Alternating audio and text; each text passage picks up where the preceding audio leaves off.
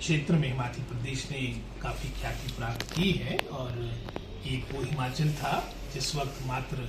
पूरे हिमाचल प्रदेश में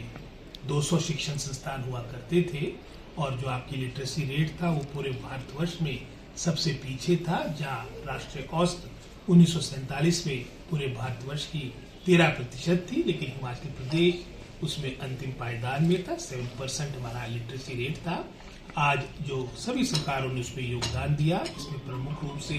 जो हमारे फाउंडिंग फादर रहे, हमारे हिमाचल के निर्माता डॉक्टर ईश्वर सिंह परमार रहे, कि उनकी सोच रही कि शिक्षा को हमने प्राथमिकता देनी है, अगर एक पहाड़ी प्रदेश को आगे बढ़ाना है। उसी सोच के साथ शिक्षा के क्षेत्र में बहुत सा कार्य हुआ है और आज जहां 7% हमारा लिटरेसी रेट था, आज हम सभी हिमाचलियों के लिए, सभी 12 जिला के सभी प्रभु जनता जनार्दन को एक खुशी की बात है, बधाई की बात है कि पूरे भारतवर्ष के मानचित्र में गोवा के साथ हिमाचल प्रदेश को सबसे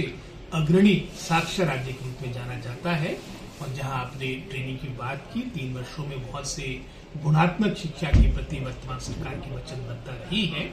और उसी सोच के साथ बहुत से निर्णय किए, जिसमें उदाहरण के तौर पे हमारा टीचर का सबसे प्रमुख योगदान रहता, कंट्रीब्यूशन रहती है शिक्षा विभाग में। इनकी वर्ल्ड क्लास ट्रेनिंग हो, इनको राष्ट्रीय स्तर पे एक्सपोजर मिले,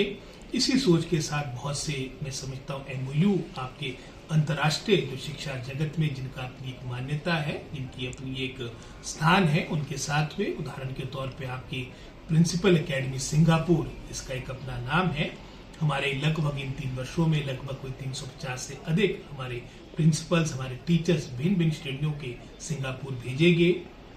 इसी तरह से अगर आप और अंतर्राष्ट्रीय संस्थाओं की बात करें, इसमें आपका यूनेस्को की अगर बात आती है, कैम्ब्रिज यूनिवर्सिटी की बात आती है, उनके साथ MOU साइन किए गए। वहाँ पर भी जो मैं समझता हूँ शिक्षा से संबंधित जो बेस्ट प्रैक्टिस है उसको अडॉप्ट करने की बात कहेगी। साथ ही साथ प्रदेश में भी अगर आप राष्ट्रीय स्तर पे भी देखेंगे, प्रदेश में भी अगर आप देखेंगे, जैसे हमारा IIT मंडी है, IIM धौला कुआं है पोंटा साहब, या राष्ट्रीय स्तर पे और जो हमारे शिक्षण संस्थान है वहाँ पर भी ट्रेनिंग दी जा रही है, बहुत से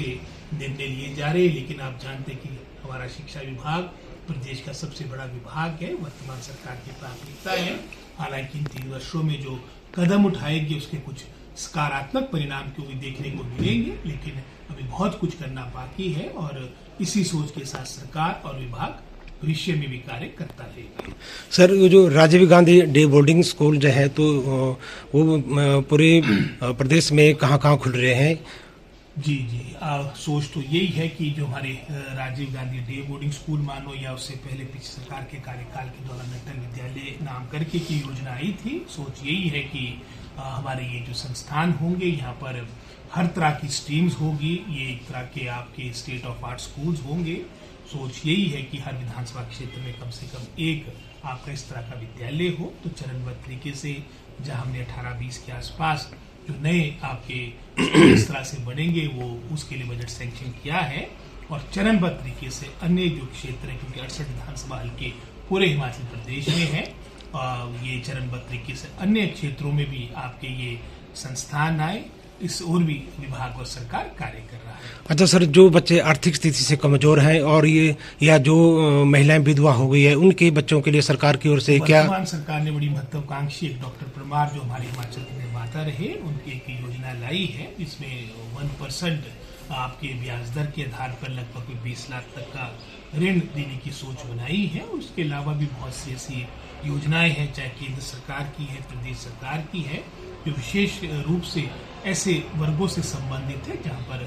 मैं समझता हूँ आर्थिक मदद की भी आवश्यकता होती है। और टाइम टू टाइम इन योजनाओं के तहत, इन स्कॉलरशिप योजनाओं के तहत हमारे पास एप्लीकेशनें आती है और उनको स्वीकृति भी प्रदान की। सर, सुख आश्रय योजना किस तरह से लागू? सुख आश्रय योजना मुख्यतः उन बच्चों के लिए है जिनके दोनों माता पिता संसार में नहीं है, और माननीय मुख्यमंत्री जी की एक मैं समझता हूँ वचनबद्धता है और इस सोच के साथ लगभग पूरे हिमाचल प्रदेश में हमारे जो बच्चों की संख्या बनती है वो लगभग कोई 4-5 हज़ार के आसपास बनती है। तो इनको बेस्ट फैसिलिटीज़ मिले, चाहे शिक्षा की बात हो या भविष्य में मैं समझता हूँ आगे रोजगार की बात हो और उनको उनकी जीविकाएं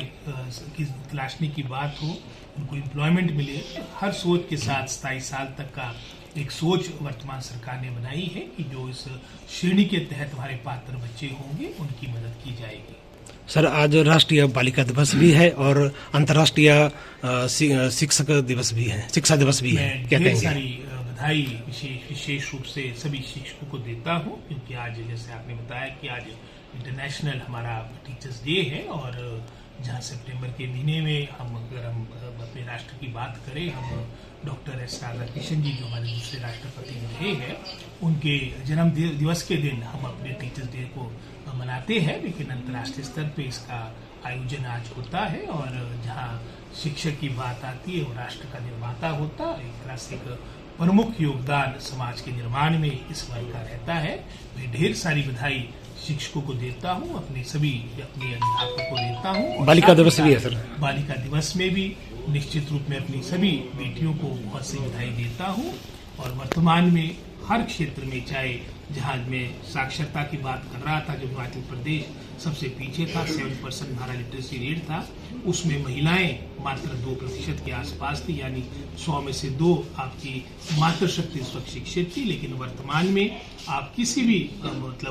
फील्ड में देखेंगे, किसी भी क्षेत्र में देखेंगे, हर जगह मैं समझता हूँ हमारी बेटियों ने, हमारी महिला वर्ग ने अपना स्थान बनाया है और एक तरह से कई जगह तो पुरुषों से भी आगे हमारी बेटियां हो चुकी हैं और मैं ढेर सारी बधाई देता हूँ। आज वर्तमान में किसी दृष्टिकोण से अंतर नहीं रहा नहीं और साथ ही साथ प्रदेश के निर्माण में, राष्ट्र के निर्माण में, समाज के निर्माण में एक बहुमूल्य योगदान हमारा महिला वर्ग का रहता है। मैं बालिका दिवस के अवसर पे भी सभी अपनी बालिकाओं को, महिला वर्ग को ढेर सारी बधाई देता हूँ।